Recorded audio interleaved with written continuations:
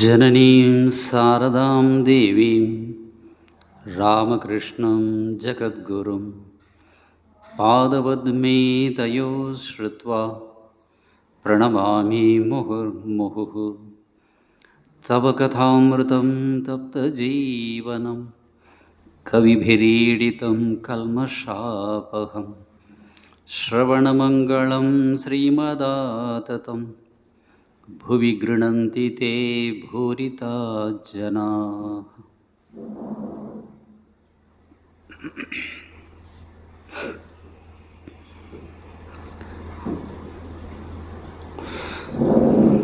தொடர்ந்து அமுதமொழிகள் கேட்கின்ற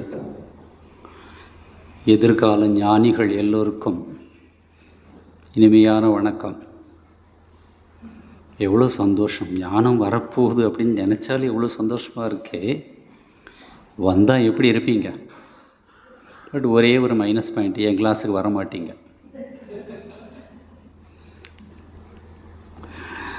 ஸோ ஞானிகளுக்கு அந்த மாதிரி ஒரு லக்ஷணம் அப்படின்னு வேதம் சொல்லுது.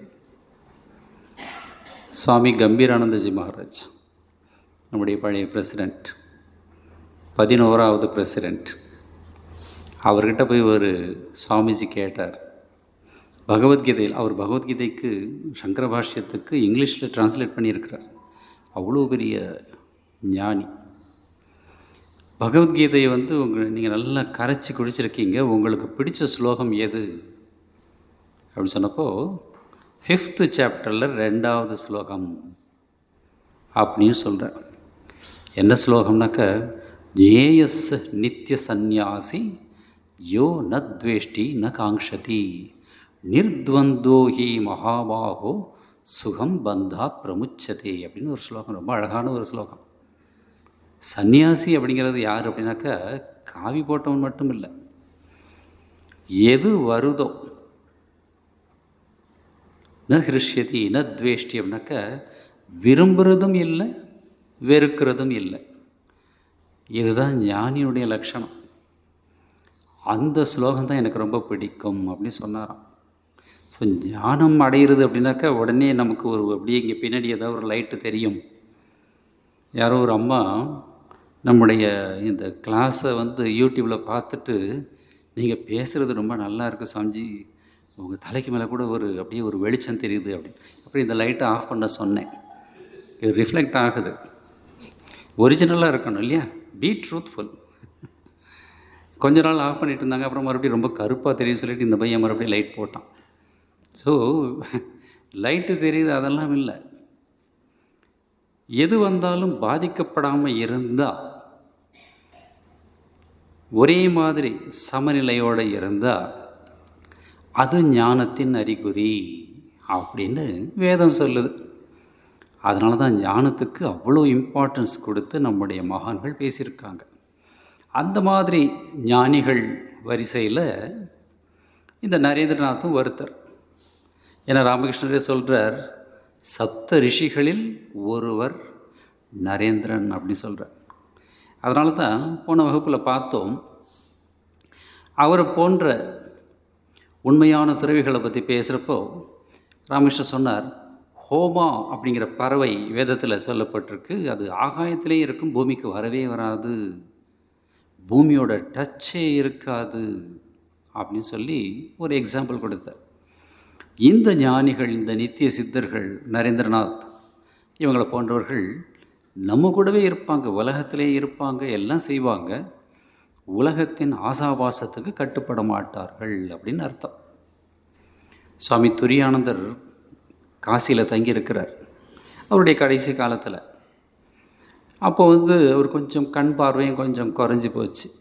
ஒரு பிரம்மச்சாரி டெய்லி ஸ்ரீமத் பாகவதம் படித்து காமிப்பார்.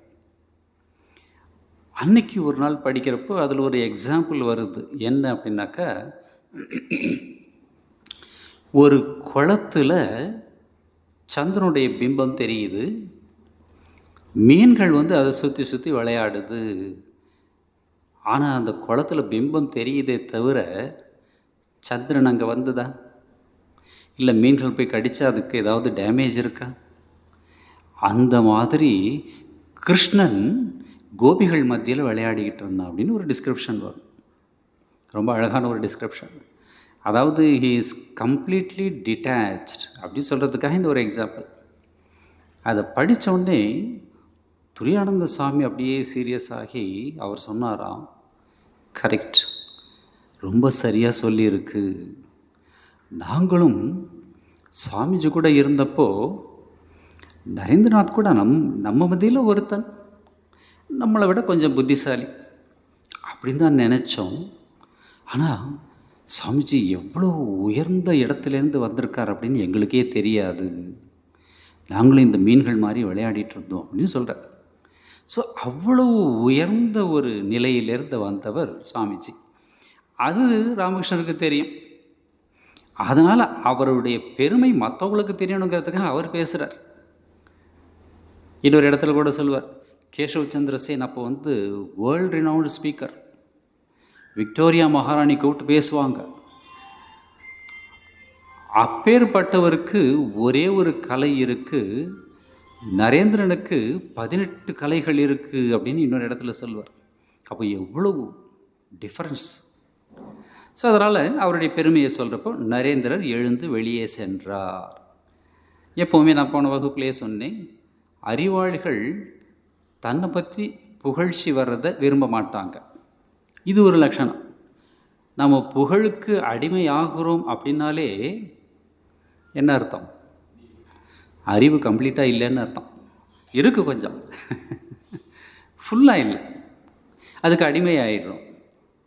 அதனால தான் இந்த சினி ஃபீல்டு, மியூசிக் ஃபீல்டு, இங்கெல்லாம் கிரிக்கெட் ஃபீல்டு, இதெல்லாம் பாருங்கள், இந்த புகழ்ச்சிக்கு அடிமையாகிறதுனால தான் போட்டி, பொறாமை, ஈவன் கொலை பண்ணுற அளவு கூட போயிடுறாங்க.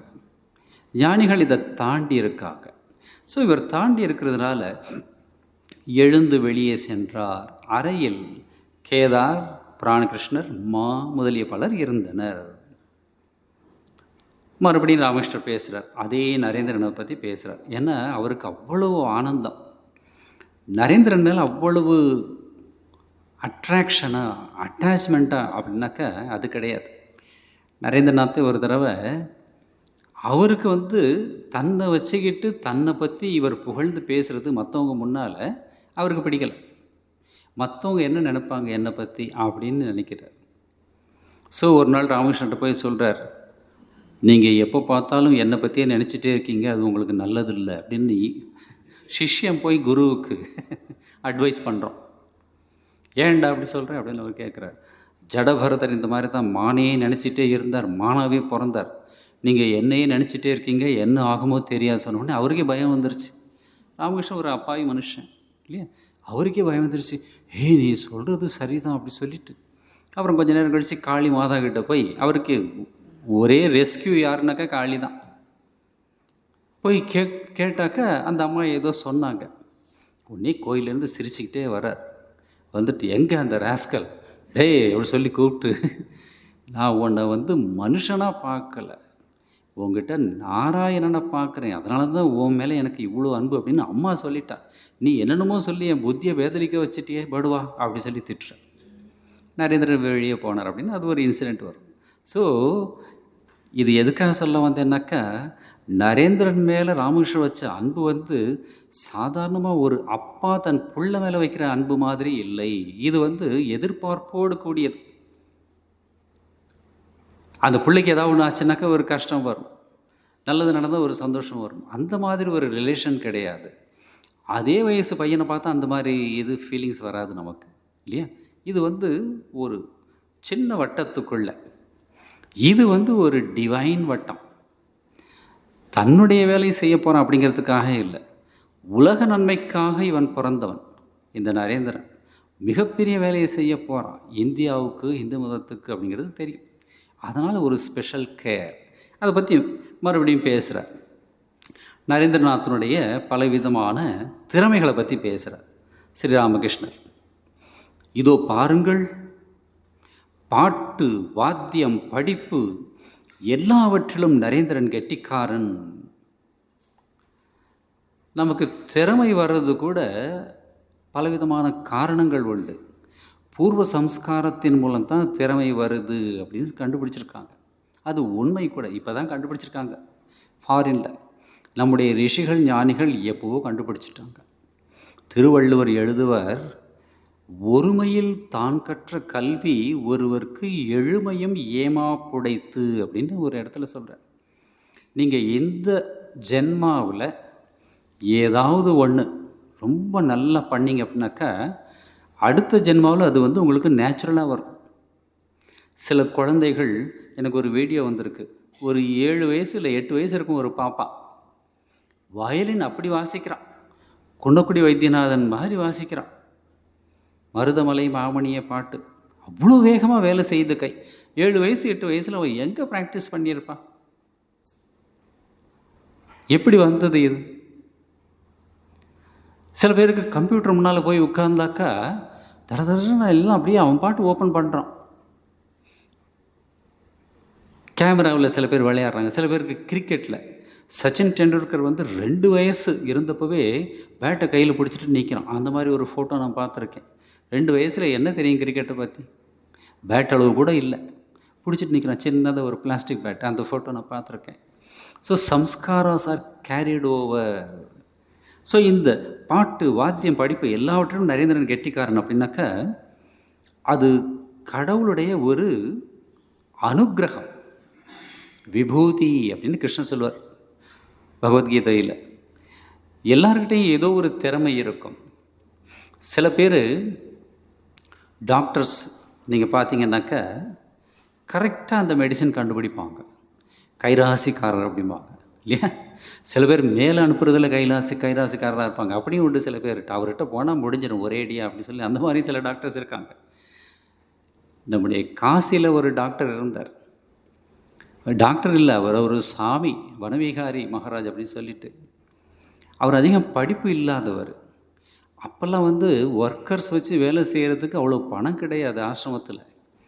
ஸோ ஆரம்பிச்சிட்டாங்க ஹாஸ்பிட்டல் சின்னதாக, ஜனங்க வருவாங்க. இவருக்கு என்ன வேலைனாக்கா, இந்த கையில் காலில் அடிபட்டு வர்றவங்க அதை தொடச்சி இந்த டிங்க்சரோ இல்லை மருந்தோ போட்டு கட்டு பண்ணும். இந்த வேலையை நீ பண்ணு அப்படின்னு சொல்லிட்டு அவர் பண்ணுவார். அவர் போட்டால் ரொம்ப சீக்கிரம் அது குணமாகும்.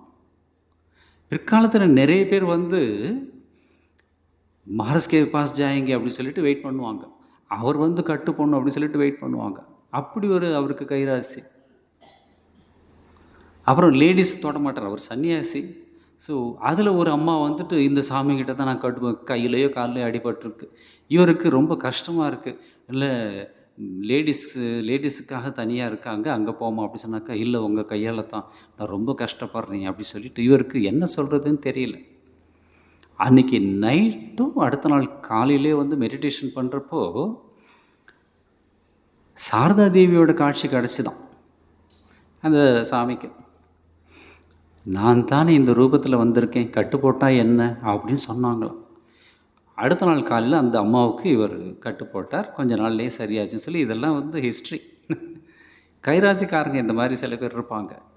ஸோ டாக்டர்ஸ், ஹோமியோபதி டாக்டர் சில பேரை நான் பார்த்துருக்கேன், அவ்வளோ எக்ஸ்பர்ட். மியூசிக்கில் எக்ஸ்பர்ட், சமையலில் எக்ஸ்பர்ட். சில பேர் சின்ன பொண்ணாக இருப்பான், 6 வயசு 7 வயசு, சமையலில் வந்து ஒரு இன்ட்ரெஸ்ட் வரும். சில பேருக்கு ட்ராயிங்கில் இன்ட்ரெஸ்ட் இருக்கும். இதெல்லாம் எப்படி வருதுனாக்கா, இதெல்லாம் வந்து பூர்வஜன்ம சம்ஸ்காரம் ப்ளஸ் நம்முடைய முயற்சி இருந்தால் இறைவனுடைய அனுக்கிரகம் உண்டு. இறைவனுடைய அனுக்கிரகம் நம்ம முயற்சி செய்கிறப்போ அதுக்கு விபூதி அப்படின்னு பேர். விபூதினாக்கா நம்ம பூசிக்கிறது எதுக்குன்னாக்கா இறைவனுடைய விபூதி இது, அதை பூசிக்கிறோம். நரேந்திரனுக்கு இந்த மாதிரி பாட்டு, வாத்தியம், படிப்பு, எந்த டிபார்ட்மெண்ட் எடுத்தாலும் கெட்டிக்காரனாக இருக்கான். இந்த விபூதியை வச்சுக்கிட்டு இது இறைவன் கொடுத்த பிரசாதம் அப்படின்னு நினச்சி ஹம்பிளாக இருந்தால் கடவுள் கை தூக்கி விடுவார். திமிர் வந்ததுன்னாக்கா கையை விட்டுருவார். வித்யா ததாதி வினயம் அப்படின்னு சொல்லியிருக்காங்க பெரியவங்க. எங்கே ஞானம் இருக்கோ அங்கே பணிவு இருக்கும். அந்த ஒரு பழைய பாட்டு ஒன்று வரும், தரையை பார்த்து நிற்கிது நல்ல கதிரு, தன் குறையை மறந்து மேலே பறக்குது பதறு. அதுபோல் அறிவு உள்ளவன் அடங்கி கிடக்கிறான் வீட்டிலே, எதுக்கும் ஆகாத சிலது ஆர்ப்பாட்டம் செய்யுது வெளியில் அப்படின்னு. இப்போ பொலிட்டிக்கல் வேர்ல்டெலாம் பார்த்தா இதெல்லாம் புரிஞ்சுக்கலாம். நீங்கள் ஆகாத சிலது ஆர்ப்பாட்டம் பண்ணிக்கிட்டே இருக்கும். அறிவுள்ளவங்கெல்லாம் அமைதியாக இருப்பாங்க. ஸோ அந்த இது கடவுள் கொடுத்த வரம் அப்படின்னு நம்ம புரிஞ்சுக்கிட்டாக்கா அமைதியாக இருக்கலாம். அந்த திறமை இன்னும் அதிகமாகும். என்ன மாதிரி பாடுறதுக்கு ஆள் உண்டா, என்ன மாதிரி சமைக்கிறதுக்கு ஆள் உண்டா, இந்த மாதிரி போச்சுன்னாக்கா கொஞ்ச நாள் அந்த திறமை பறிக்கப்படும். ஸோ நரேந்திரன்கிட்ட ரொம்ப எல்லா திறமையும் இருக்குது, ஆனால் ஹம்பிளாக இருக்கிறா. அந்த ஒரு திருவிளையாடல் படத்தில் ஒரு பாட்டு வரும், பாட்டும் நானே பாவமும் நானே அப்படின்னு. அற்புதமான பாட்டு. இதெல்லாம் போய் கேட்டு பாருங்கள். அந்த வார்த்தையை நாம் சும்மா மியூசிக்கு கேட்டு தலையாட்டிட்டு போயிடுவோம். தலையாட்டுறதுக்கான பாட்டு இல்லை அது. அந்த கருத்துக்களை கேட்கணும். அதில் ஒரு லைன் வரும், கூத்தும் இசையும் கூத்தின் முறையும் காட்டும் என்னிடம் கதை சொல்ல வந்தாயோ அப்படின்னு கேட்பார். நீ செய்கிறதெல்லாம் நான், நீ என்கிட்ட கதை விட வந்திருக்கியா? உன்னை பாட வச்சவனே நான் தான், பாடும் உன்னை நான் பாட வைத்தேனே அப்படின்னு என்ன லைன் பாருங்கள். ஸோ நாம் எல்லோரும் சில பேர் பேசுகிறாங்க, சில பேர் நல்ல ஹார்மோனியம் வாசிக்கிறாங்க, சில பேர் நல்ல டைப் படிக்கிறாங்க, சில பேர் நல்ல ப்ரூஃப் படிக்கிறாங்க. இதெல்லாம் கடவுள் கொடுத்த வரம். கடவுளுடைய பிரசாதம் நம்ம மூலமாக பிரகாசமாகுது. அப்படி புரிஞ்சுக்கிட்டு ஹம்பிளாக இருக்கணும். ராமகிருஷ்ணன் ஒரு எக்ஸாம்பிள் கொடுப்பார். இந்த வீட்டிலெல்லாம் மழை தண்ணி மொட்டை மாடியில் தேங்கும். அது கீழே வர்றதுக்கு அங்கேருந்து ஒரு பைப் போட்டிருப்பாங்க. கீழே பார்த்தா ஒரு சிங்கத்தோட முகம் இருக்கும், ஒரு புலியோட முகம் இருக்கும், ஒரு யானையோட முகம், ஒரு டிசைன். அந்த வாயிலேருந்து தண்ணி வர்ற மாதிரி அமைச்சிருப்பாங்க, அழகாக இருக்கிறதுக்கு. இந்த சின்ன குழந்தைகள் போய் பார்ப்பாங்க, சிங்கத்து வாயிலேருந்து தண்ணி வருது, சிங்கத்து வாயிலேருந்து தண்ணி வருது, ஆகாயத்துலேருந்து வருது. இது ஜஸ்ட் ஒரு அவுட்லெட். அதை போல் அதை தெரிஞ்சுக்கிட்டு அமைதியாக இருந்தால் அந்த திறமை அதிகமாகும். இல்லைனாக்கா கொஞ்சம் கொஞ்சமாக குறையும். சாமி ரங்கநாதாஜி மகாராஜ்கிட்ட ரொம்ப வேர்ல்டு வைட் பாப்புலர் ஆகிட்டார். எல்லா நாட்டுக்கும் போய் பேசி. அப்போது யாரோ ஒரு ரிப்போர்ட்டரோ இல்லை யாரோ ஒரு டிவோட்டி போய் கேட்டாங்களாம், நீங்கள் இவ்வளவு பெருசாக வளர்ந்துட்டீங்க, இன்னும் கூட ராமகிருஷ்ண சங்கம் உங்களுக்கு தேவையா? என்ன கேள்வி பாருங்கள். நீங்கள் தனியாக இருக்கலாமே அப்படின்னு ஏதோ ஒரு கேள்வி கேட்டிருக்கிறார். ரங்கநாதாஜி மகாராஜ் சொன்னாரா, what do you say? Ranganathananda minus Ramakrishna Mission is 0. Ranganathananda plus Ramakrishna Mission is everything அப்படி சொன்னார். தட் மீன்ஸ் எனக்கு கிடைச்ச இந்த பெருமை புகழ் எல்லாம் ராமகிருஷ்ண சங்கத்தினால எனக்கு கிடைச்சிருக்கு. ராமகிருஷ்ண சங்கத்துக்கு என்னால் பெருமை கிடைக்கல. இதுதான் ஹியூமிலிட்டி.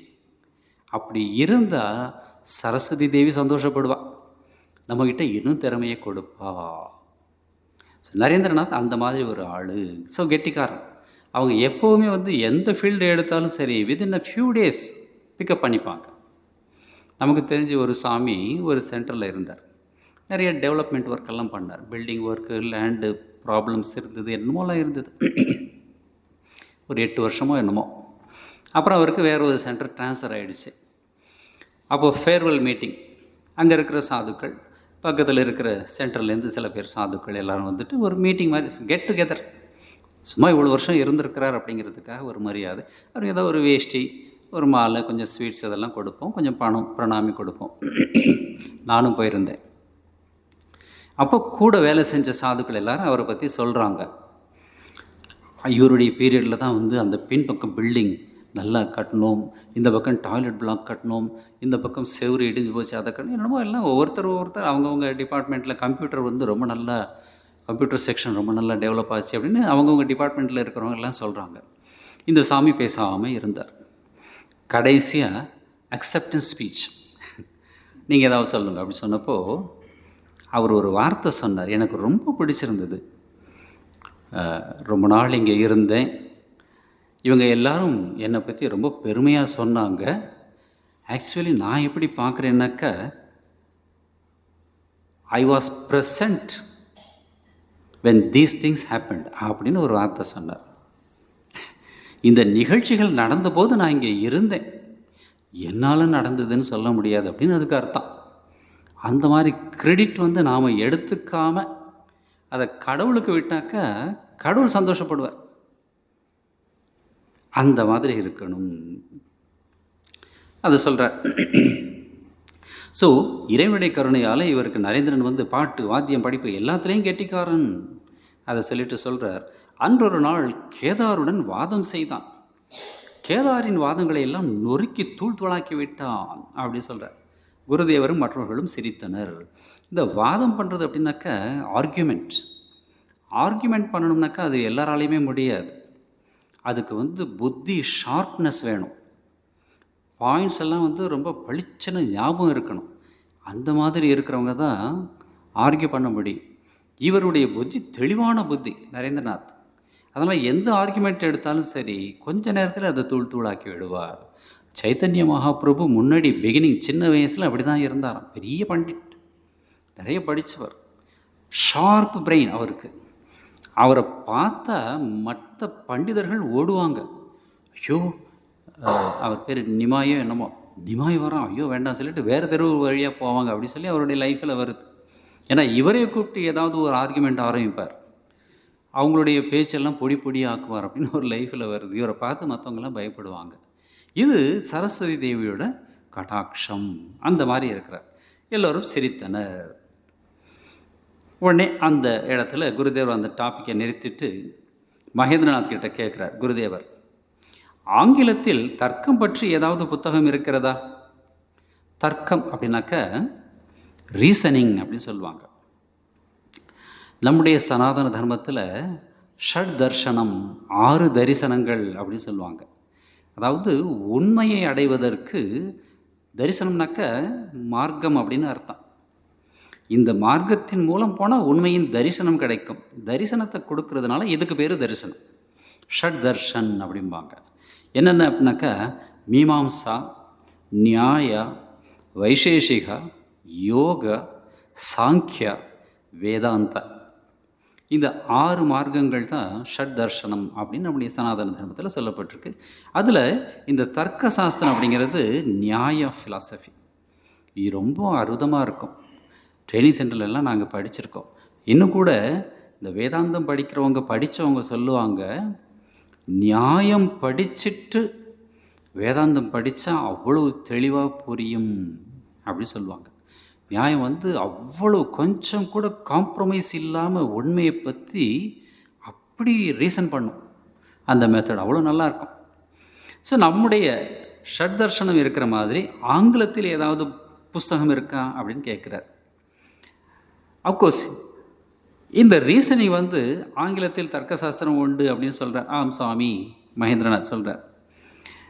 இங்கிலீஷில் இருக்கிற புக்கு தர்க்கசாஸ்திரம்னாக்கா அது எப்படின்னாக்கா உலகத்தில் இருக்கிற பொருட்களை பற்றி தான் ஆர்கியூ பண்ணும், ரீசன் பண்ணும்.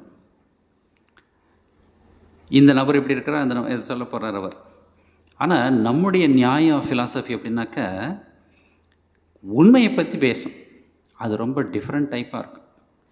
வேதத்தில் சொல்லப்பட்டிருக்கு பிரம்ம அதர்க்கியா அப்படின்னு. கடவுளை வந்து கேள்வி கேட்டு அடைய முடியாது, நம்பிக்கையால் தான் அடைய முடியும் அப்படிங்கிறது பெரியவங்க சொன்னது. கேள்வி கேட்டு எங்கே அவர் காட்டு அப்படின்னாக்கா அவர் என்ன வீட்டு வேலைக்காரனை கூப்பிட்ட உடனே மணி அடித்தா, இப்போ வேலைக்காரன் கூட வர்றதில்லை கூப்பிட்டா இல்லையா, ஆனால் அங்கே தான் இருந்தேன் சார் அப்படிம்பா. பிரம்ம அதர்க்கி அப்படின்னாக்கா எல்லாவித தர்க்கங்களுக்கும் அப்பாற்பட்டவர் கடவுள் அப்படின்னு வேதம் சொல்லுது. ராமகிருஷ்ணன் சொல்லுவார், இந்த தர்க்கம் பண்ணுறது, தியானம் பண்ணுறது எல்லாமே மாயையின் வலைக்கு உள்ளார தான். கடவுள் எப்போ தெரிவானாக்கா மாயையின் அந்த வலைக்கு வெளியில் போகிறப்ப தான் தெரிவார். அங்கே தர்க்கம் கிடையாது, தியானம் கிடையாது, பக்தி கிடையாது, பக்தம் கிடையாது, ஒன்றுமே கிடையாது அப்படின்னு இன்னொரு இடத்துல சொல்லுவார். ஸோ அந்த மாதிரி தர்க்கம் எப்போவுமே வந்து இங்கிலீஷ்காரங்களுடைய தர்க்கம் என்னன்னாக்கா படைக்கப்பட்ட உலகத்தை பற்றியது, உலக பொருட்களை பற்றியது, கடவுளை பற்றியது அல்ல. அந்த மாதிரி புக்கு இருக்கா அப்படின்னு அவர் கேட்குறார். ஒரு குருக்கிட்ட போய் ஒரு சிஷ்யன் கேட்டான், கடவுளை நம்பாதவனுக்கு கடவுளை காட்ட முடியுமா? இது தமிழ்நாட்டுக்கு ரொம்ப முக்கியமான ஒரு கேள்வி இல்லையா? கடவுளை நம்பாதவனுக்கு கடவுளை காட்ட முடியுமா? குரு சிம்பிளாக சொல்லிட்டார், முடியாது. ஏன் முடியாது? ஏன்னா கண்ணு தெரியாதவனுக்கு நிழலை பற்றி சொல்லி புரிய வைக்க முடியுமா? சிம்பிள் இல்லையா? இப்போது இவர் தான் ராமச்சந்திரன் அப்படின்னாக்கா, இந்த கண்ணு தெரியாதவங்களை நீங்கள் பார்த்தீங்கன்னாக்கா, நான் கோயம்புத்தூரில் இருந்தப்போ பிஎட் பசங்க, அதில் ஒரு பையன் கண்ணு தெரியாத பையன், அவங்களுக்கு தனி ரூம் இருக்கும், செப்பரேட் ரூம். ஃபஸ்ட் டே வந்தப்போ நான் போய் நிற்கிறேன். அந்த பையன் பேர் ஏதோ செந்திலோ என்னமோ.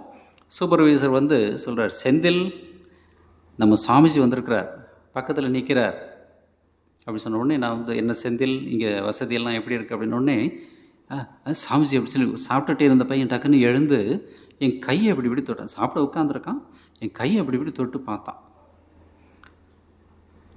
கை மூலமாக அவங்க புரிஞ்சுக்கிறாங்க. அப்படியே தொட்டு பார்த்துட்டு, எல்லாம் நல்லா இருக்குது சாமிஜி, ரொம்ப சந்தோஷமாக இருக்குது அப்படி இப்படின்னு சொல்லிட்டு 2-3 நிமிஷம் சரி தொட்டான். சரி, ஆல்ரெடி நான் பெருசாக எடுத்துக்கலை, சரி எதுக்கோ தொடுறேன் அப்படின்னு நினச்சிட்டேன்.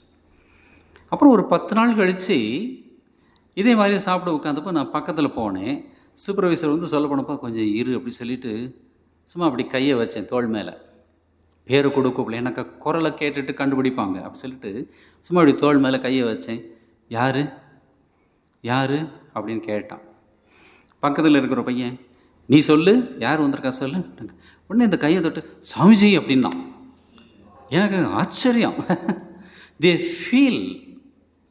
இந்த ஹெலன் கெல்லருக்கு வந்து அந்த ஒரு அம்மா ட்ரைனிங் கொடுத்தாங்க. அந்த தண்ணி அப்படி கையில் தெளிச்சிட்டு, அந்த கையில் வந்து அவளுக்கு கண்ணு தெரியாது ஹெலன் கெல்லர், காது கேட்காது, கண்ணு தெரியாது, வாய் பேசாது, வேறு என்ன வேணும் உங்களுக்கு பாருங்கள். நாமெல்லாம் எவ்வளோ கொடுத்து வச்சவங்க, கொடுத்து வச்சுருந்தாலும் அதை யூட்டிலைஸ் பண்ணாமல் இருக்கோம், பாக்கியசாலிகள் இல்லை. ஸோ தண்ணியை தெளிச்சிட்டு இந்த கையில் வந்து அந்த அம்மா வந்து WATER வாட்டர் அப்படின்னு அவங்க எழுதுவாங்க. அவ உணர்வா. அப்படியெல்லாம் ட்ரைனிங் கொடுத்துருக்காங்க அந்த அம்மா, அந்த டீச்சர். அந்த டீச்சரை கோயில் கட்டி கும்பிடலாம். ஸோ அந்த பையன் அந்த மாதிரி கையை தொட்டு புரிஞ்சுக்கிட்டான். அவங்களுக்கு வந்து கண்ணில் போகக்கூடிய சக்தி கூட கையில் வரும், காதில் வரும். ஏன்னா அந்த எனர்ஜி அப்படியே இருக்கு இல்லையா. 5 புலன்களுக்கு கடவுள் கொடுத்துருக்கிறார். ஒரு பக்கம் யூஸ் ஆகலை அப்படின்னாக்கா அதை வேறு பக்கத்தில் வந்து கடவுள் கொடுப்பார். அந்த மாதிரி இருந்தது. ஸோ இவர் அதை தான் சொல்கிறார், அந்த குரு கண் தெரியாதவனுக்கு உடம்பை பற்றி அவன் தொட்டு பார்த்து, இது டேபிள் அப்படிம்பான், இது ஸ்டூல் அப்படிம்பா, கிளாஸ் அம்பான். நிழலைப்பார் அப்படின்னாக்கா யாருக்குமே தெரியாது, கண் இருந்தால் தான் தெரியும் அப்படி சொல்லி அந்த குரு சொன்னதை ஒரு கதை. எனிவே, ஸோ ஆங்கிலத்தில் தர்க்க சாஸ்திரம் உண்டு மகேந்திரநாத் சொல்கிறார். உடனே ராமகிருஷ்ணன் சொல்கிறார், நல்லது, அதை பற்றி கொஞ்சம் கூறு பார்க்கலாம் அப்படிங்கிற. மா எழுதுகிறார், மா இப்போது தர்ம சங்கடத்தில் மாட்டிக்கொண்டார். அவர் கூறினார், பொதுவான கருத்திலிருந்து குறிப்பிட்ட கருத்தை கூறும் தர்க்கம் ஒரு வகை. இது வெஸ்டர்ன் ரீசனிங். உதாரணமாக, மனிதர்கள் எல்லோரும் சாகக்கூடியவர்கள், பண்டிதர்களும் மனிதர்களே, ஆகவே பண்டிதர்களும் சாகக்கூடியவர்கள். இது ஒரு வகை. நிறைய படித்தவன், நிறைய பணக்காரன், அவங்களுக்கெல்லாம் சாவு இல்லை அப்படின்னு எந்த விதமான விதியும் கிடையாது. சொல்லப்போனால் அவங்களுக்கு தான் நோய் நொடியெல்லாம் ஜாஸ்தியாக இருக்கும் இல்லையா. ஏழை இந்த டெய்லி வேஜஸ் எல்லாம் ரொம்ப சந்தோஷமாக இருப்பாங்க. அவன் வந்து ஏதோ ஒரு பாட்டில் அடிச்சுட்டு நிம்மதியாக தூங்குவான். காரில் ஒருத்தர் போயிட்டு இருக்கிறப்போ சிக்னலில் நிற்கிறார். ஒவ்வொருத்தன் வந்து கேட்குறான், காலையில் டிஃபன் சாப்பிடணும், கொஞ்சம் 10 ரூபா பணம் கொடுங்க சார் அப்படிங்கிறான். முகத்தை பார்த்தோன்னே இவருக்கு ஒரு டவுட்டு வருது. இவர் கேட்குறார், இந்த 10 ரூபா வாங்கிட்டு போய் நீ குடிக்க மாட்டியா அப்படின்னாக்க, சத்தியமாக குடிக்க மாட்டேன், டிஃபனுக்கு தான் கேட்குறேன். நீ குடிக்க மாட்டேன்னு எப்படி, என்ன கேரண்டி, எப்படி நம்புறது? இல்லை, அதுக்கு தனியாக வச்சுருக்கேன் அப்படி சொன்னான். சாதாரண ஜனங்களுக்கு அவ்வளோதான் தெரியும். பட் அதை பண்ணிவிட்டு அவங்க நிம்மதியாக இருப்பாங்க. பணக்காரங்க தான் பலவிதமான கஷ்டங்கள், பலவிதமான கவலைகள். சென்செக்ஸ் கீழே போகுதுனாக்கா இவனுக்கு தூக்கம் வராது இல்லை, என்னென்னமோ பிரச்சனைகள். அந்த பேங்க்லேருந்து ஏதாவது ஒரு சம்மன், ஏதாவது ஒரு நோட்டீஸ் வந்திருக்கும், ஒன்று என்ன பதில் சொல்கிறது, இன்கம் டேக்ஸ்லேருந்து வந்திருக்கும், சேல்ஸ் டேக்ஸ்லேருந்து வந்திருக்கும், பலவிதமான கவலைகள். ஸோ எனிவே, ஸோ இது பண்டிதர்களும் மனிதர்களே, ஆகவே பண்டிதர்களும் சாகக்கூடியவர்கள். இது ஒரு வகை மகேந்திரநாத் சொல்கிறார். மற்றொரு வகையான தர்க்கம் இருக்கிறது. சில குறிப்பிட்ட உதாரணங்களையோ நிகழ்ச்சிகளையோ பார்த்து அதிலிருந்து சாதாரண கருத்தை அறிதல். இது ஒரு மெத்தட். உதாரணமாக, இந்த காக்கை கருப்பு, அந்த காக்கையும் கருப்பு, நாம் பார்க்கும் காக்கைகள் எல்லாம் கருப்பாகவே இருக்கின்றன, அதனால் உலகில் உள்ள காக்கைகள் எல்லாம் கருப்பு இது மற்றொரு வகை. இதெல்லாம் வந்து ரீசன் பண்ணி பார்த்து பார்த்து தெரிஞ்சுக்கிறது அப்படின்னு சொல்கிறார். ஆனால் இதில் தவறு ஏற்பட இடம் இருக்கிறது. ஏனென்றால் தேடி பார்த்தால் ஒரு வேளை எங்கேயோ ஒரு நாட்டில் வெள்ளைக்காக்கை கூட இருக்கலாம், நமக்கு தெரியாது இல்லையா? இது எப்படின்னாக்கா, இந்த சமுதாயத்தில் ஒரு பையன் வந்து ஒரு பொண்ணை விரும்பி இருப்பான், ஆல்மோஸ்ட் கல்யாணம் பண்ணுற மாதிரி. சும்மா எக்ஸாம்பிள் இதெல்லாம். கடைசியில் வந்து அந்த பொண்ணுக்கு என்ன கஷ்டமோ, அவங்க வீட்டில் என்ன பிரச்சனையோ, வேறு ஒரு பையனை கல்யாணம் பண்ணிவிட்டு அவள் போயிடுவான், அவங்க அம்மா அப்பா பேச்சை தட்ட முடியாமல். உடனே இந்த பையன் முடிவு வந்துடும், ச்சே பெண்கள் மோசமானவர்கள். எல்லா பெண்களும் அப்படியா? அப்படி பார்க்க போனால் இவங்க அம்மாவே மோசமானவன்னு ஆகிடும் இல்லையா? அதே மாதிரி சில பெண்கள் வந்து பசங்க வந்து ஏமாற்றிட்டு போயிடுவாங்க. உடனே இவங்க முடிவு பண்ணுவாங்க, ஆண்கள்லாம் ரொம்ப மோசம் சார் அப்படிம்பாங்க. யாரும் மோசம் கிடையாது, யாரும் நல்லவங்களும் கிடையாது. அந்தந்த சுச்சுவேஷன் அவங்கவுங்க தலைவிதி. அதுதான் இவர் சொல்கிறார், இதில் தவறு ஏற்பட இடம் இருக்கிறது. வெள்ளைக்காக்கை கூட இருக்கலாம், நமக்கு தெரியாது, நாம் பார்க்கல. இது ஒரு உதாரணம். இன்னொரு உதாரணம், எங்கு மழை பெய்ததோ அங்கே மேகம் இருந்தது அல்லது இருக்கிறது. இங்கே மேகத்திலிருந்து மழை பெய்கிறது என்ற சாதாரண கருத்து உருவாகிறது. இது இன்னொரு உதாரணம். இந்த நியாய ஃபிலாசபியில் பர்வதோ வன்னிமான் தூமாத் அப்படின்னு ஒரு ஸ்டேட்மெண்ட். தூரத்தில் இப்போ லாஸ் ஏஞ்சலஸில் வந்து எரிஞ்சிக்கிட்டு இருக்கு. ஒரு வாரமாக நிறைய வீடுகள், நிறைய ஜனங்கள்லாம் எரிஞ்சு போயிட்டாங்க அப்படின்னு ரிப்போர்ட்லாம் வருது. இன்னைக்கு காலையில் தான் கேட்டேன், இப்போ கொஞ்சம் காற்றோட வேகம் குறைஞ்சிருக்கு, அணைக்கிறதுக்கு இப்போ முயற்சிகள் எடுத்துக்கிட்டு இருக்காங்க அப்படின்னு. இயற்கைக்கு முன்னால் மனுஷன் வந்து ஒன்றுமே கிடையாது. இயற்கை சீற்றம் வந்தாக்க ஒரு சுனாமி வந்தது, என்ன பண்ண முடிஞ்சது? அப்படியே அள்ளிட்டு போயிடுச்சு இல்லையா? ஸோ அதனால தான் நம்முடைய சனாதன, நம்முடைய இந்தியாவில் இயற்கையை வழிபடக்கூடிய ஒரு முறையை வச்சுருந்தாங்க. இப்போ எல்லாமே வந்து சாமி ஏதப்பா பூதம் ஏதப்பா, சாமியும் பூதமும் நாம தானப்பா அப்படி சொல்லி பாட்டு பாட ஆரம்பிச்சிட்டாங்க.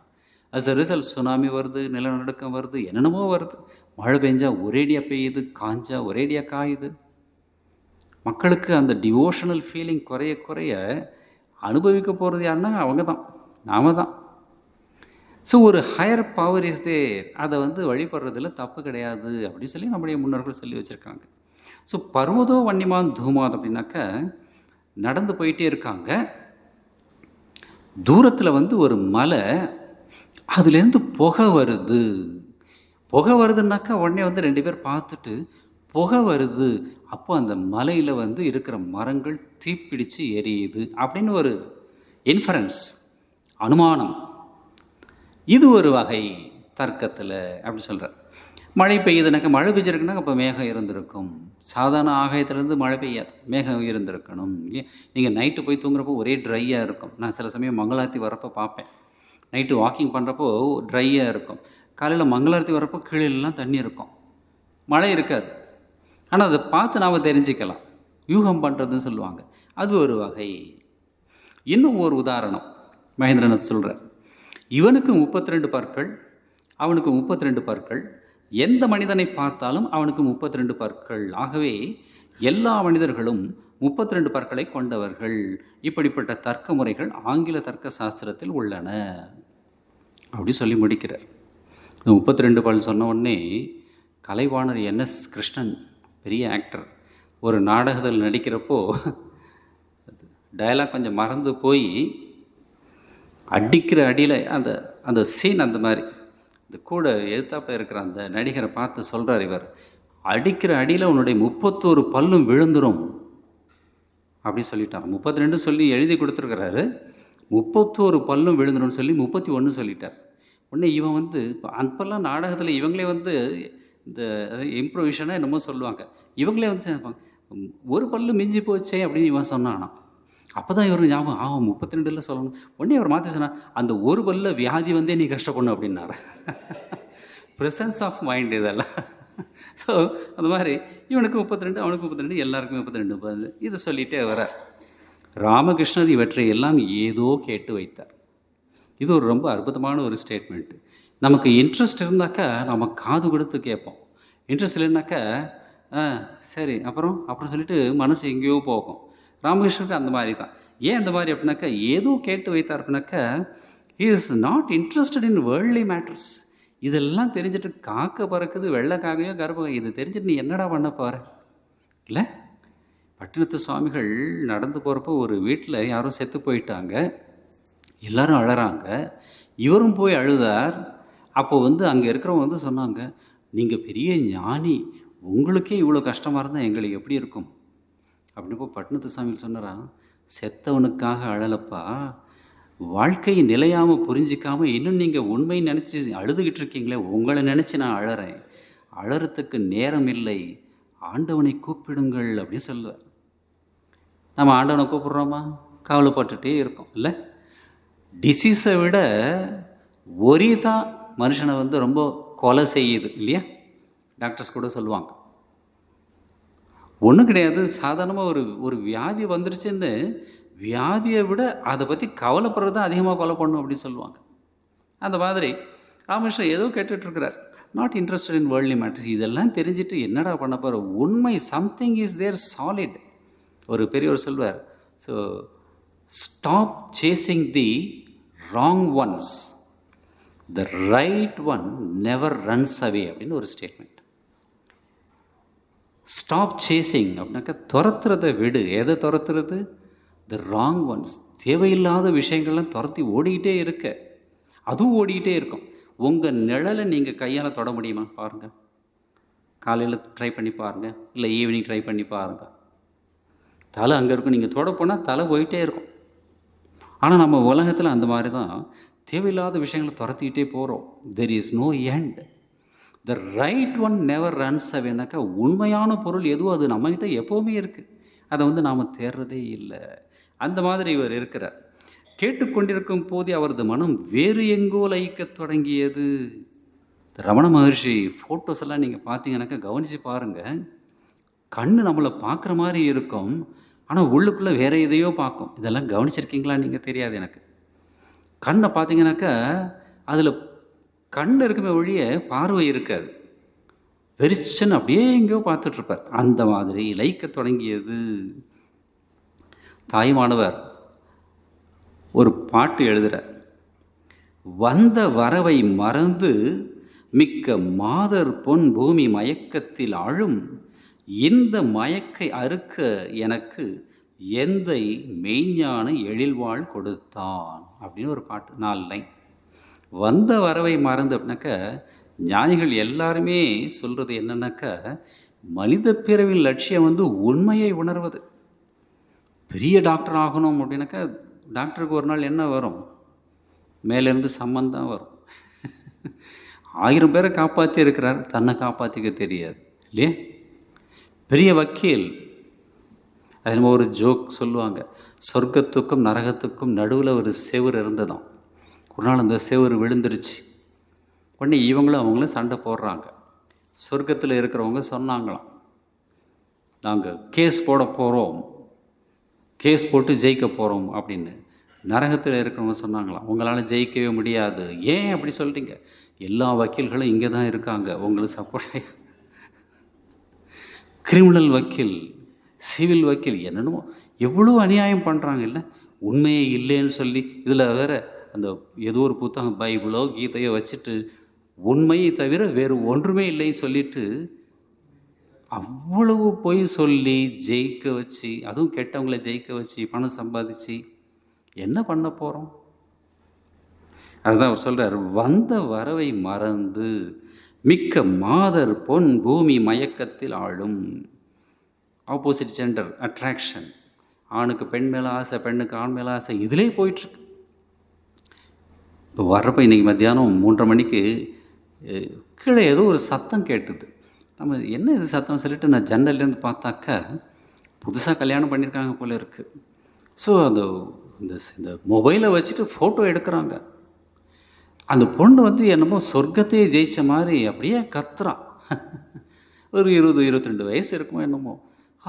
நீயும் அப்படியே பேன்னு வாயை பிளந்துட்டு அப்படியே வீடியோ எடுத்துகிட்ருக்கான்.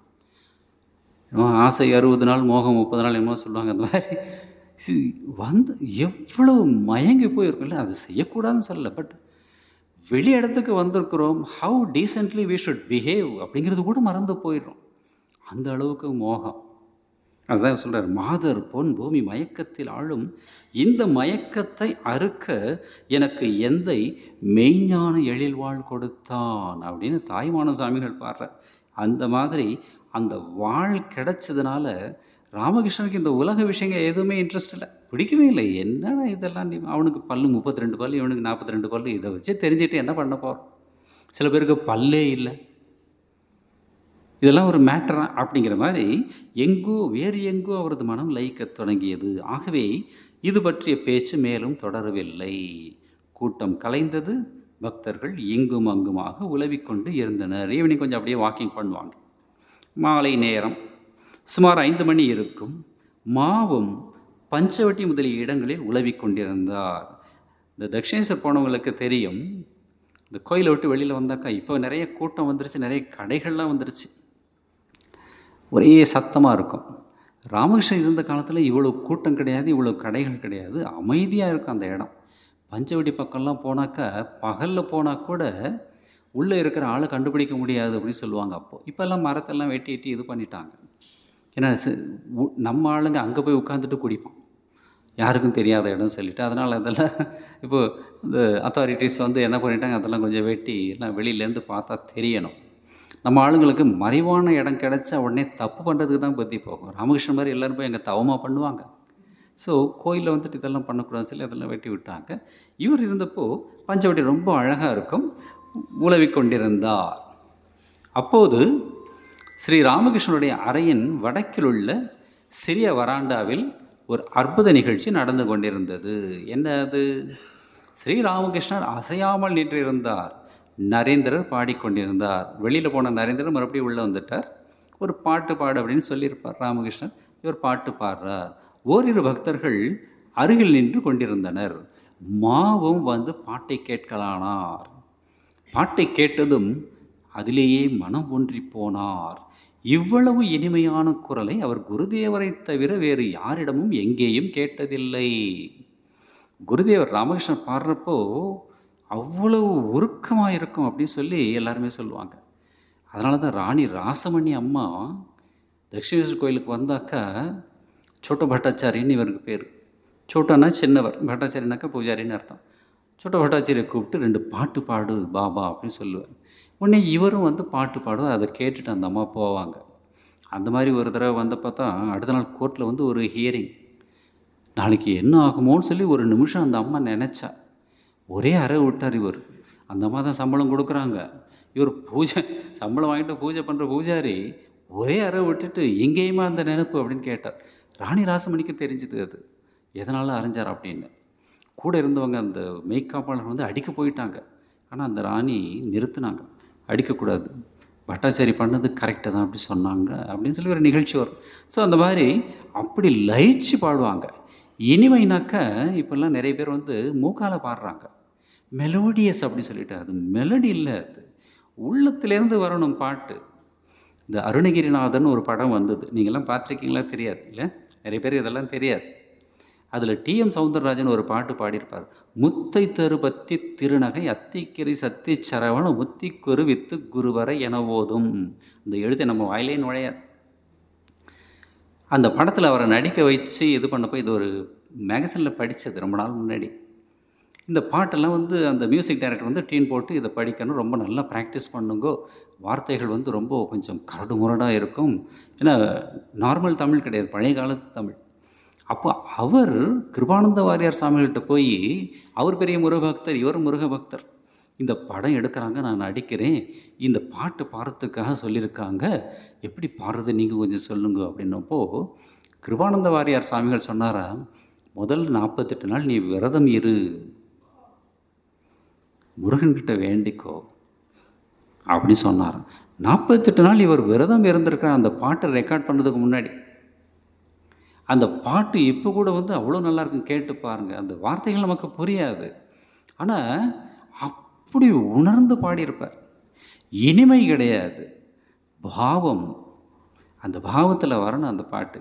ஸோ நரேந்திரநாத்தனுடைய பாட்டு அந்த மாதிரி இருக்குது. இனிமையான குரலை குருதேவரை தவிர வேறு யாரிடமும் எங்கேயும் கேட்டதில்லை. சாரதா தேவி கூட ஒரு இடத்துல ராமகிருஷ்ணனுடைய மகா சமாதிக்கு அப்புறம் சுவாமிஜி கூட மகாசமாதி அடைஞ்சிட்டார் 1902. அதுக்கப்புறம் உத்போதனில் இருந்தப்போ என்னமோ யாரோ ஒருத்தர் பாட்டு பாடுறார், ஒரு பாடகர். யாரோ ஒரு பொம்பளை அம்மா கிட்ட சொல்கிறாங்க, அம்மா ஒரு பாடகர் பாட்டு பாடுறாரு, நாங்கள் எல்லோரும் கேட்க போகிறோம், நீங்கள் வரலையா அப்படின்னு கேட்குறப்போ சாரதாம்மா சொல்கிறாங்க, சும்மா சும்மா ஒரு 2 நிமிஷம் கேட்டுட்டு வந்துட்டாங்க. என்னம்மா உடனே வந்துட்டீங்க? இதெல்லாம் என்ன பாட்டா? குரு மகாராஜ் பாட்டை கேட்டதுக்கப்புறம் இதெல்லாம் கேட்குறதுக்கு பிடிக்குமா? ஓரளவுக்கு நரேன் பாடுவான் அப்படின்னு சொல்கிறாங்க அம்மா. தட் மீன்ஸ் அது உள்ளத்துலேருந்து வர்றப்போ அதனுடைய அழகு தனியாக இருக்கும். மூக்கால் பாடினாக்கா அது காதலே போயிடும், வெளியிலே போயிடும். அனுபவித்து பாடணும் அப்படிம்பாங்க. நமக்கு தெரிஞ்சு சுவாமிமலை ஜானகிராமன் ஒருத்தர் இருந்தார், நமக்கு கொஞ்சம் பழக்கம் அவர்கிட்ட. அவர் ஒரு தடவை சொன்னார், அந்த மாதிரி அர்த்தத்தை புரிஞ்சுக்கிட்டு அப்படியே அதை பாடணும் அப்படின்னு சொல்லுவார். இங்கே கூட சென்னையில் ஒருத்தர், அவர் பேர் எஸ் ராமநாதன் ஒருத்தர் இருந்தார், பழைய கர்நாடிக் வித்வான். உங்களுக்கு தெரியுமோ தெரியாதோ, அவர் இந்த தியாகராஜர் எந்த சூழ்நிலையில் அந்த பாட்டை எழுதினார் அப்படிங்கிற அந்த பேக்ரவுண்டை சொல்லிவிட்டு அந்த பாட்டை பாடுவார். அவ்வளோ அழகாக இருக்கும், இனிமையான குரல்லாம் கிடையாது, ஆனால் உள்ளத்துலேருந்து வரும். ஸோ இவர் நரேந்திரர் பாடுறப்போ அவ்வளோ நல்லா இருக்குது. பிற்காலத்தில் ஃபாரினில் போய் அவர் பேசினப்போ கூட சில ஃபாரின் டிவோட்டிஸ் சொல்கிறாங்க, சுவாமிஜியோட குரல் எப்படின்னாக்கா வெங்கல குரல் மாதிரி இருக்கும் அப்படிம்பாங்க. கிளாரிட்டி அவ்வளோ தெளிவாக, மணி மாதிரி வெங்கல குரல். இந்த சீர்காழி கோவிந்தராஜனை பற்றி சொல்லுவாங்க, வெங்கல குரல் அப்படின்னு சொல்லுவாங்க. அந்த மாதிரி சில பேருக்கு கடவுளுடைய பரிசு அது, அந்த மாதிரி இருக்கும். இந்த மாதிரி இருந்தது. அப்போது எதேச்சையாக குருதேவர் நின்றிருந்த திசையில் பார்த்தார் மகேந்திரனார். பார்த்த கண்கள் பார்த்தபடி நின்று விட்டார். என்ன ஒரு காட்சி! குருதேவர் ஆடாமல் அசையாமல் அப்படியே நின்று கொண்டிருந்தார். கண்கள் இமைக்கவில்லை, மூச்சு கூட நின்று விட்டது போல் தோன்றியது அப்படின்னு சொல்கிறார். குருதேவர் அந்த பாட்டை கேட்டுட்டு, இந்த பாட்டெல்லாம் கேட்டாக்க அவருடைய மனசு உடனே மேல் நோக்கி போயிடும், இறைவனோடு ஒன்றி போயிடும், தன்னை மறந்து நிற்பார். அந்த மாதிரி ஒரு காட்சியை மகேந்திரநாத் பார்க்குறார். அப்போ ஒரு பக்தரை கேட்குறார், இதுதான் சமாதி என்று அவர் கூறினார். மூச்சு கூட இல்லைனாக்கா, இந்த பதஞ்சலி முனிவர் சொல்லுவார், டீப் மெடிடேஷன் பண்ணுறப்போ சுவாசம் கூட நின்று போயிடும். கும்பகம் அப்படின்னு அதுக்கு ஒரு பேர். உள்ள அப்படியே காற்று இருக்கும், போனது அப்படியே நிற்கும், அப்படியே இருப்பாங்க. அது ஒரு ஸ்டேட். அந்த மாதிரி ஒரு ஸ்டேட்டில் இருக்கிறார். இதுதான் சமாதி என்று அவர் கூறினார். அதுக்கப்புறம் என்ன ஆச்சு, அதை அடுத்த வகுப்பில் பார்க்கலாம்.